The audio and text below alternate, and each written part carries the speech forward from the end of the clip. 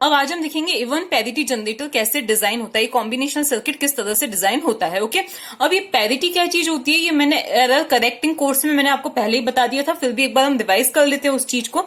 देखो पैरिटी क्या चीज होती है, जैसे जब हम कोई मैसेज सेंड करते हैं एक जगह से दूसरी जगह पर, तो चांसेस होते हैं कि वो क्या हो जाए, करप्ट हो जाए, उसमें कोई नॉइस ऐड हो जाए, अब मैसेज में कोई एरर जनरेट हो जाए कुल मिला के। तो एरर जनरेट होने का मतलब क्या है, जैसे हमने मैसेज ऑब्वियसली बाइनरी में ही जाएगा, तो सपोज हमने 0010 सेंड किया है, अब इसमें कोई एरर आएगी तो इसका मतलब या तो 01 बन जाएगा या 10 बन जाएगा, यही हो सकता है। ओके, तो इसमें कोई एरर चेक करने के लिए, भाई कोई एरर तो नहीं आई है, तो उसमें एक एक्स्ट्रा बिट ऐड की जाती है जिसको क्या बोला जाता है, पैरिटी बिट बोला जाता है। ओके, तो एक एक्स्ट्रा बिट जो कि वो इंडिकेट करती है कि कोई एरर जनरेट हुई है या नहीं हुई, उसको क्या बोला जाता है, पैरिटी बिट बोला जाता है।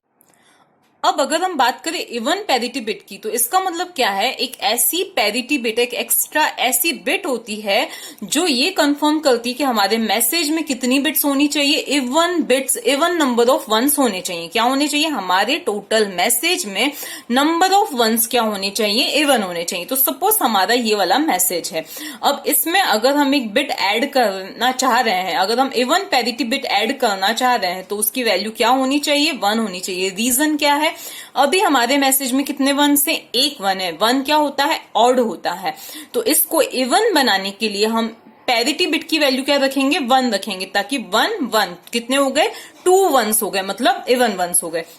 अगर हमारा मैसेज क्या है, 0110 है, तो अब इसमें हमारी जो पैरिटी बिट की वैल्यू हो जाएगी वो क्या हो जाएगी, 0 हो जाएगी। क्यों, क्योंकि हमारे मैसेज में ऑलरेडी कितने वंस है, 2 वंस है जो कि इवन है। तो हमारी कुल मिला के जो टोटल मैसेज जो कि हमारा रिसीवर के पास जाएगा वो क्या होना चाहिए, उसमें नंबर ऑफ वंस क्या होने चाहिए, इवन होने चाहिए। यही अगर हमारा मैसेज होता है 1110 होता है, ये क्या है, हमारा मैसेज है जो हम सेंड करना चाहते हैं, तो इसमें हम जो पैरिटी बिट अटैच करेंगे उसकी वैल्यू क्या होगी, 1 होगी। क्यों 1 होगी, क्योंकि हमारे मैसेज में भी कितने वन से, 3 वन से, जो कि ऑड है। तो इसको इवन बनाने के लिए हम इसमें क्या ऐड कर देंगे, एक 1 ऐड कर देंगे। तो अब हमारे नंबर ऑफ वंस कितने हो गए हैं, इवन हो गए हैं। ओके, अब यही रिसीवर साइड पे क्या किया जाएगा, चेक किया जाएगा कि हमारे जो नंबर ऑफ वंस आए हैं अगर वो इवन है तो इसका मतलब कोई एरर नहीं है, अगर वो ऑड है, सपोज यही 1 बन जाता है, 0 बन जाता है वहां पर पहुंचते पहुंचते, तो रिसीवर साइड चेक किया जाएगा कि अब नंबर ऑफ वंस क्या है, ऑड आए हैं, इसका मतलब कोई एरर हुई है।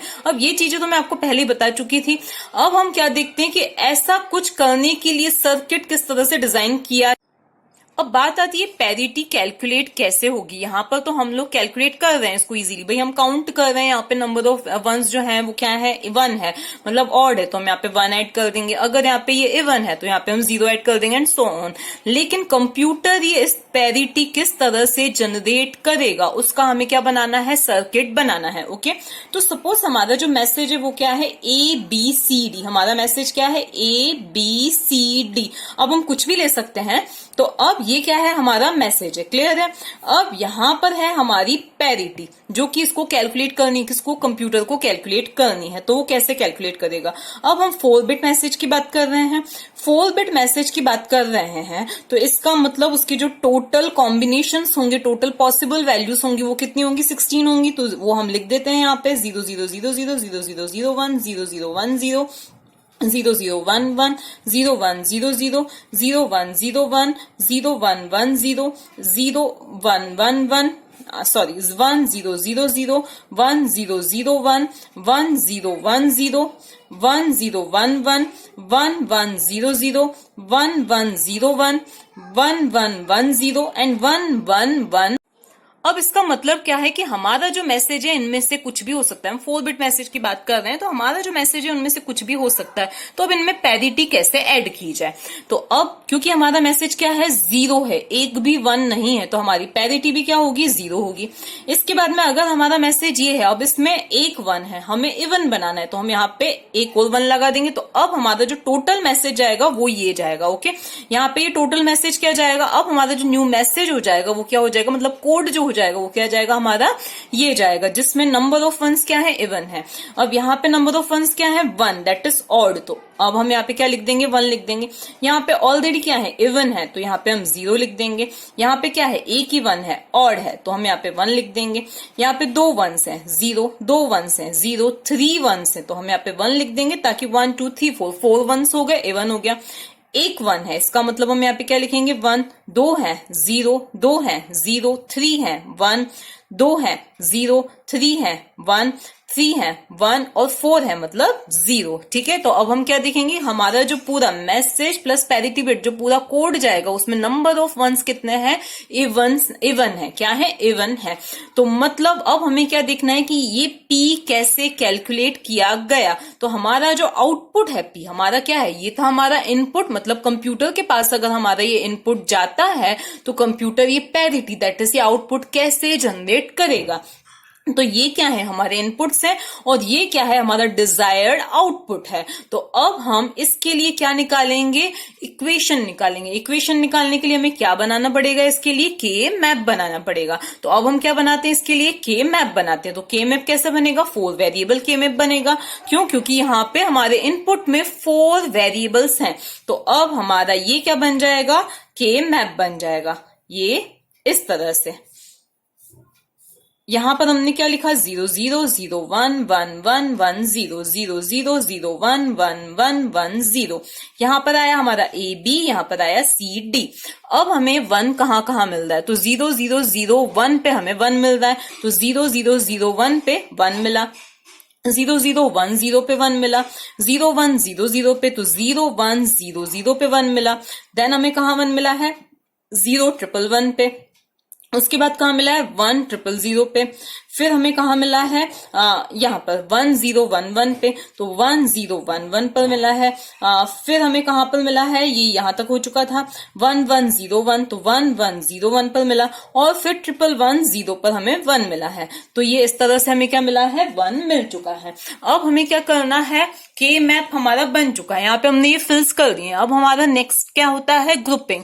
अब यहाँ पे हम देख रहे हैं कि कोई पेयर वगैरह नहीं बना है, हमारे जो ग्रुप्स बन रहे हैं वो सिंगल 1 के साथ। क्यों, क्योंकि किसी के साथ कंबाइन हो ही नहीं सकते हैं के मैप के रूल्स के अकॉर्डिंग। तो ये हमारे क्या हो रहे हैं, सिंगलेटन, सिंगल के ही ग्रुप्स हमारे बन रहे हैं। अब हमें इसकी क्या करनी है, नेमिंग करनी है। तो मैं यहाँ पर इसकी नेमिंग कर देती हूँ। नेक्स्ट पेज में हम इसको सॉल्व करेंगे, इसकी सिंप्लीफाइड इक्वेशन निकालेंगे। तो अब हम इस 1 के लिए देखें तो यहाँ पर ए बी दोनों की वैल्यू क्या है, 0 0 है। तो हम क्या लिखेंगे, अब सपोज हमारा ये क्या है, पी, आउटपुट क्या है, पी है, तो पी इज इक्वल्स टू क्या हो जाएगा, दोनों ही 0, तो ए कॉम्प्लीमेंट बी कॉम्प्लीमेंट।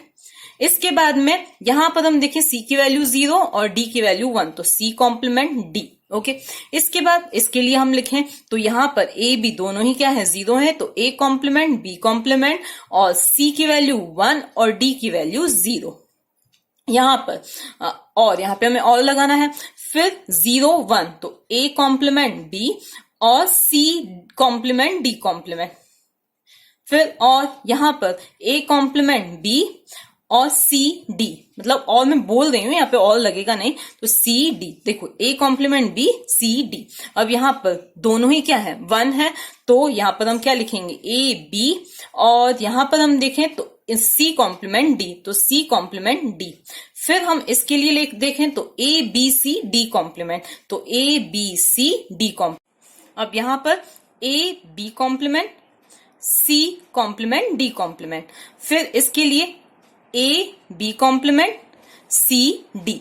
तो ये क्या आ गई, हमारी इक्वेशन बन गई। इसको अभी हमें सिंप्लीफाई करना है। ये तो सिर्फ हमने इसकी नेमिंग कर दी। अब हमें इसको क्या करना है, अब देखो ये आई थी हमारी इक्वेशन, इसको हमें सिंप्लीफाई करना है। लेकिन सिंप्लीफाई करने से पहले आपको कुछ चीजें ध्यान रखनी पड़ेंगी। क्या चीजें ध्यान रखनी पड़ेंगी, एक्सऑल जो होता है उसकी इक्वेशन क्या आती है। तो एक्सऑल जो हमारा गेट होता है उसकी इक्वेशन क्या होती है। सपोज हमारे ये 2 इनपुट्स हैं, तो इनके बीच में अगर एक्सऑल लगा है तो इसकी जो इक्वेशन आएगी वो क्या आएगी, एक्स वाई कॉम्प्लीमेंट और एक्स कॉम्प्लीमेंट वाई। ओके, इसी तरह से एक्स नॉर की जो इक्वेशन आती है वो क्या आती है, तो एक्स नॉर की इक्वेशन आती है एक्स वाई और एक्स कॉम्प्लीमेंट वाई कॉम्प्लीमेंट। इन दोनों का अलग अलग से कॉम्प्लीमेंट है। ओके, दूसरी चीज जो हमें ध्यान रखनी है वो क्या ध्यान रखनी है कि एक्सऑर का जो कॉम्प्लीमेंट होता है वही क्या होता है, एक्सनॉर होता है। एक्सनॉर क्या होता है, एक्सॉर का कॉम्प्लीमेंट। तो एक्सॉर का कॉम्प्लीमेंट क्या आता है, एक्सॉर का कॉम्प्लीमेंट होता है एक्सनॉर गेट। ओके, क्योंकि हम एक्सॉर के आगे कॉम्प्लीमेंट इन्वर्टर लगाते हैं तो भी हमें क्या मिलता है, एक्सनॉर मिलता है। ये चीज हमें ध्यान रखनी है। दूसरी चीज फिर हमें क्या याद रखनी है, डी मॉर्गन्स थ्योरम, जो कि क्या कहती है, ए और बी का complement is equals to A complement and B complement, and A and B का whole complement is equals to A complement और बी कॉम्प्लीमेंट। इन चीजों का हमें ध्यान रखना है इसको सिंप्लीफाई करने के लिए। अब हम आते हैं यहां पर इन दोनों टर्म्स में ए कॉम्प्लीमेंट बी कॉम्प्लीमेंट क्या है, कॉमन है। तो यहां से हमने ए कॉम्प्लीमेंट बी कॉम्प्लीमेंट को ले लिया कॉमन। अंदर क्या बचेगा, C complement D, C D complement. Okay, तो यहां पे क्या बचा, सी कॉम्प्लीमेंट डी, तो सी कॉम्प्लीमेंट डी और सी डी कॉम्प्लीमेंट बचा। इन दोनों में से हम क्या कॉमन ले सकते हैं, तो इन दोनों में से हम कॉमन ले सकते हैं ए कॉम्प्लीमेंट बी कॉमन ले सकते हैं। अंदर क्या बचेगा, सी कॉम्प्लीमेंट डी कॉम्प्लीमेंट और सी डी बचेगा। फिर हम यहां पर देखें इन दोनों में से टर्म्स में से क्या कॉमन ले सकते हैं, तो इन दोनों टर्म्स में से हम कॉमन ले सकते हैं ए बी, दोनों में आ रहा है तो ए बी को हमने लिया कॉमन। अंदर क्या बचा, सी कॉम्प्लीमेंट डी और सी डी कॉम्प्लीमेंट। यहां पर इन दोनों टर्म्स में से हम क्या कॉमन ले सकते हैं, ए बी कॉम्प्लीमेंट कॉमन ले सकते हैं। तो अंदर क्या बचा, सी कॉम्प्लीमेंट डी कॉम्प्लीमेंट और सी डी। अब यहां पर आपको ये इक्वेशंस देख के समझ में आ रहा होगा, जैसा कि अभी मैंने बताया ये किसकी इक्वेशन है, एक्सॉर की इक्वेशन है। जैसा कि अभी मैंने आपको बताया था ये किसकी इक्वेशन है, एक्सनॉर की इक्वेशन है। ये एक्सॉर की, ये एक्सनॉर की इक्वेशन है। तो यहां पर हम सिंपली क्या कर देंगे, ए कॉम्प्लीमेंट बी कॉम्प्लीमेंट को तो एज इट इज लिखेंगे। इन दोनों मतलब ये क्या है, सी एक्सॉर डी, ठीक है, ये क्या है, सी एक्सॉर डी। तो यहां पे हम क्या लिख देंगे, सी एक्सॉर डी लिख देंगे। इसके बाद में ए कॉम्प्लीमेंट बी को तो हम एज इट इज लिख देंगे। यहां पर ये किसकी, एक्सनॉर की इक्वेशन है, तो यहां पे हम क्या लिख देंगे, सी एक्सनॉर डी लिख देंगे। फिर अब हम ये वाली चीज देखें तो ये किसकी इक्वेशन है, देखो ए बी को तो हमने एज इट इज लिखा, यहां पर हम क्या लिख देंगे, सी एक्सॉर डी। तो यहां पे हमने लिख दिया सी एक्सॉर डी लिख दिया। फिर लास्ट चीज, ये क्या है, ए बी कॉम्प्लीमेंट, तो पहले लिखा ए बी कॉम्प्लीमेंट और ये किसकी इक्वेशन है, एक्सनॉर की इक्वेशन है। तो हमने क्या लिख दिया, एक्सनॉर। इतना हो गया। अब हम क्या देखें, यहां पे भी एक्सॉर है, यहां पे भी एक्सॉर है, तो इसको कॉमन ले सकते हैं हम। तो यहां पे हमने क्या किया है, यहां पे अब हमने सी एक्सॉर डी को क्या कर दिया है, कॉमन ले लिया है। किसमें से, इसमें से और इसमें से। तो अंदर क्या बचेगा, देखो ये चीज तो कॉमन चली गई, अंदर क्या बचा, A B, A complement B complement, यहां पर क्या बचा है, और ए बी। फिर इसमें और इसमें से क्या कॉमन आ रहा है, सी एक्सनॉर डी, दोनों में ही क्या है, सी एक्सनॉर डी। तो हमने क्या किया है, सी एक्सनॉर डी को ले लिया कॉमन। अंदर क्या बचा, तो अंदर ये यहां पे मैं ब्रैकेट्स लगा देती हूँ। अंदर अब क्या बचा, ए कॉम्प्लीमेंट बी, अभी हमारा डिस्ट्रीब्यूटिव लॉ ही है, ए कॉम्प्लीमेंट बी और ए बी कॉम्प्लीमेंट, ठीक है, ये चीज बची।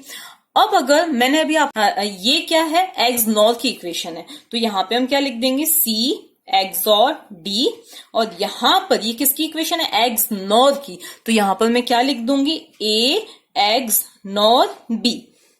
फिर यहां पर ये क्या है, सी एक्सनॉर डी है, यहां पर मैं क्या लिख दूंगी, ये एक्सॉर की इक्वेशन है, तो ए एक्सॉर बी। अब क्या फर्दर कुछ कॉमन आ रहा है, नहीं आ रहा है। अब हम क्या करेंगे, तो देखो अब मैंने अभी आपको बताया था कि एक्सनॉर क्या होता है, एक्सॉर का ही कॉम्प्लीमेंट होता है। तो यहां पर हम क्या लिख सकते हैं, सी एक्सॉर डी तो एज इट इज लिखा। अब ये एक्सनॉर क्या होता है, एक्सऑर का कॉम्प्लीमेंट होता है। तो ये क्या लिख देंगे हम, ये इस तरह से लिख सकते हैं, क्योंकि एक्सनॉर क्या होता है, एक्सऑर का कॉम्प्लीमेंट होता है। इसी तरह से यहां पर भी हम क्या लिख सकते हैं, ये एक्सनॉर है तो हम एक्स और का कॉम्प्लीमेंट इसको लिख सकते हैं। और यहां पे क्या आया, ए एक्सॉर बी आया। ओके, अब हम एक काम करते हैं, ए एक्सॉर बी को क्या ले लेते हैं, कुछ भी एक्स ले लेते हैं, क्या ले लेते हैं, एक्स। ए एक्सॉर बी को हम अज्यूम कर लेते हैं एक्स, और सी एक्सॉर डी को हम अज्यूम कर लेते हैं वाई, ठीक है। तो ये क्या है, सी एक्सॉर डी है, तो इसकी प्लेस पे मैं लिखूंगी वाई। ए एक्सॉर बी है तो मैं लिखूंगी एक्स, लेकिन उसका क्या है, कॉम्प्लीमेंट है यहाँ पे। और सी एक्सॉर डी के प्लेस पे मैंने क्या बोला, y लिखना है, तो y का कॉम्प्लीमेंट a एक्सॉर b के प्लेस पे मुझे क्या लिखना है, x लिखना है, लिख दिया।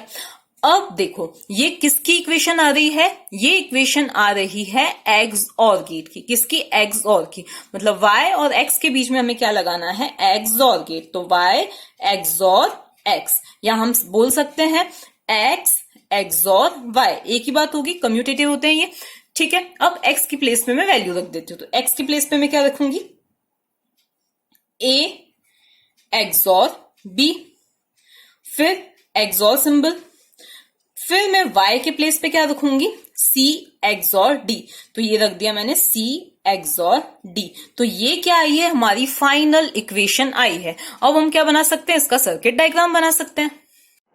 तो अब देखो हमारी इक्वेशन क्या आई, ये आई, मतलब P is equals to this, क्योंकि हमने P से ही स्टार्ट किया था, तो ये आई हमारी इक्वेशन। इसका हमें क्या बनाना है, सर्किट डायग्राम बनाना है। तो बस अब हमें किसकी नीड है, एक्सॉर गेट की नीड है। तो अब हमें क्या करना है, यहाँ पे एक एक्सॉर गेट चाहिए और उसमें हमें कितने इनपुट्स देने हैं, 4 इनपुट्स देने हैं। कौन कौन से, एक तो A, एक B, एक C और एक D। तो ये हमारा क्या आ गया है, कौन सा जनरेटर आया है, इवन पैरिटी जनरेटर आया है, ओके।